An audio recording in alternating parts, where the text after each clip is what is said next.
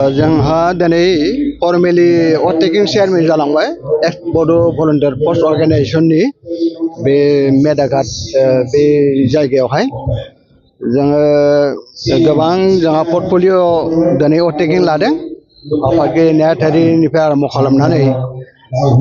जोंहा बे आफादनि गेजेरजों गोबां मावनांगौ दङ जोङो बेखौ मिजिं खालामदों जोंनि गेजेराव गोबां समस्या दाबो दङ जायफोरखौ जोङो समाधान खालामनो हायाखै दा बेफोरखौ मावलांनो होननानै जोङो सानदों आरो बे बड' भलन्टियार फर्सआ बे हाबाफारिफोरखौ लालांबाय थागोन दा बे समस्याफोरनि गेजेराव जेरैहाय जोंहा माने माखासे ट्राइबेल बेल्ट एन्ड ब्लकनि माखासे समस्या दङ आरो 6 सिडुल एरियायावहाय माखासे एभिक्सन खालामनायनि बाथ्रा दङ माखासे एनक्रचमेन्टनि बाथ्रा दङ गुबुन हारिफ्रा जोंनि जायगायाव हाबफैनानै बेवहाय न' लुफैनाय बे आयेननि भाबै जायगाफोरखौ आवग्रिफैनाय आरो जोंनि सुबुं अनजिमाखौ खमायलांहोनाय दा बेफोर गोबां समस्या दङ जों बे समस्याफोरखौ लानानै जोङो सावरायगोन आरो जोङो थांखि लालांबाय थागोन आरो बेखौ मावफुंनो थाखाय जोङो गुबुन गुबुन जोंनि गेजेराव जायफोर आफादफोर दङ अर्गानाइजफोर दङ जों बिथांमोनजोंबो सावरायगोन बिथांमोनखौ लाफानानै जों बे खामानिफोरखौ मावलांनो नाजागोन दा जोंहा माखासे जेरै आरोबाव समस्या दङ जेरैहाय जोंनि दानि जिथु काउन्सिल हाग्रामा दैदेननाय जिथु बिटिसि काउन्सिल बे काउन्सिलनि जायफोर बिबानगिरिफोर दङ बिथांमोनजोंबो जों सावरायगोन बोरै बे काउन्सिलनि गभर्नमेन्टनि गेजेरजों जोंनि बर' हारिनि माखासे समस्याफोरखौ मावलांनो हायो मावफुंलांनो हायो जों बेखौ सावरायगोन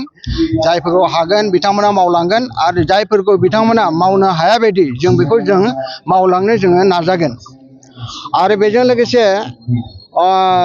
जोंहा माखासे खामानि मावनांगौ दङ जेरै जोंनि सुबुं अनजिमाखौ जोङो बोरैहाय बांहोनो हायो डेमोग्राफिक माखासे चेन्जनि बाथ्राफोरखौ जोङो सिरियासलि जोङो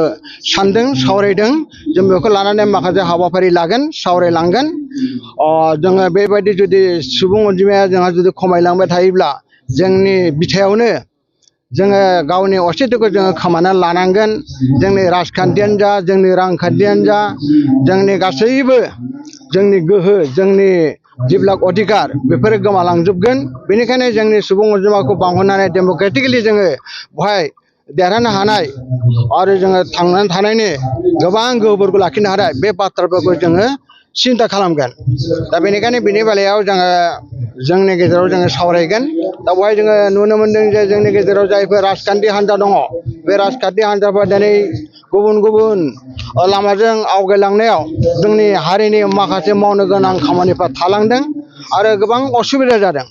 मानोना बिथांमोना गावसोरनि प्लेटफर्मनि गेजेरजों जोंनि बर' माहारिनि माखासे गोनां गोनां जेंनाफोरखौ बिथांमोना सावरायनो खाबु लानो हायाखै बेनिखायनो बिनि बेलायाव जोंहा राजखान्थिनि खामानिफोरखौ मावलांनायनि बेलायाव बिथांमोना मावलांबाय थादों बेवहाय जोंहा जेबो बुंनांगौ गैया नाथाय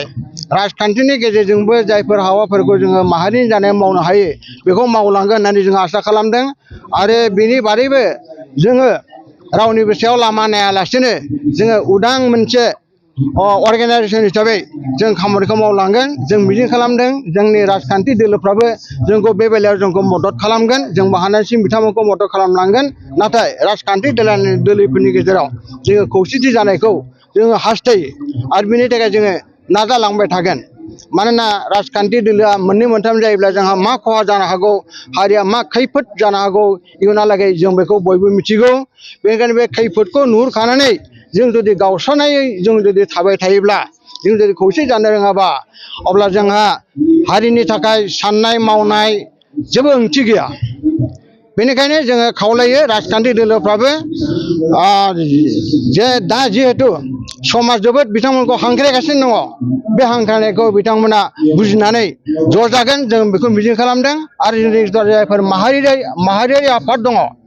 एबसु थुनलाइ आफाद बा अन्यान्य जिब्लाक माहारियारि आफाद दङ बिथांमोनाबो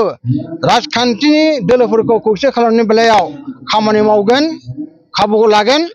आरो जों लोगोसे बिथांमोनाबो लोगोसे खामानि मावलांफागोन माहारिनि माखासे जेंनाखौ लानानै मावनायनि बेलायाव जों बेखौ आसा खालामदों जोङो कोअर्डिनेशन कमिटि जोङो दानो नाजागोन गुबुन गुबुन आफादफोरखौ लानानै आरो बेनि गेजेरजों जोङो माखासे मावफारि लागोन गोनां जायोबा जोङो सोमावसारनायनि हाबाफारिबो लानो गोनां जानो हागौ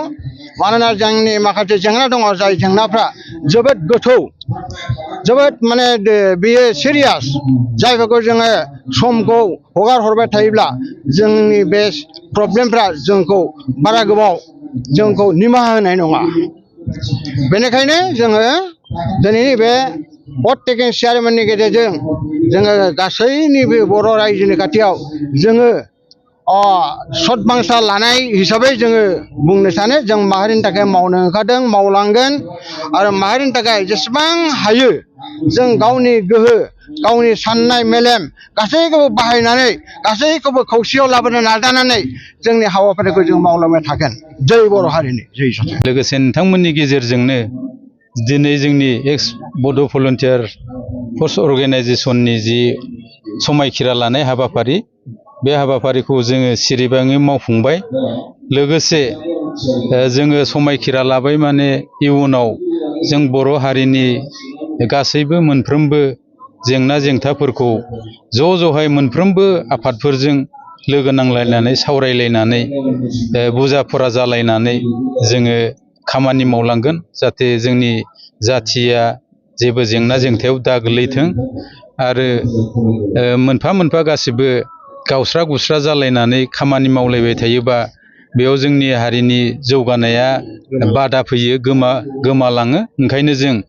मोनफ्रोमबो आफादफोरजों ज'हाय सावरायलायनानै जों माया मोजां जायो माया गाज्रि जायो बेखौ लानानै सावरायगोन आरो खामानि मावलांगोन इयुनाव बेखौनो लानानै नोजोर बोनानै जोङो जोंनि आफादखौ दिनै बा बे आफादाव आं बिबानगिरि हिसाबै खामानि मावनो आखायाव लाबाय जोंनाथ' दा ओरैनो जोङो 3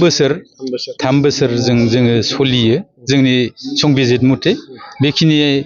टाइमखौ आं हानायमानिखौ जाथिनि मुङै आङो मावसोमगोन आरोखि साबैसे बिबानगिरिफोरखौ लानानै नैबे मावसोमखौ दानाय जादों जोङो दिनैहाय जोंनि कमिटियाव गासै 45 जोङो सोद्रोमा दङ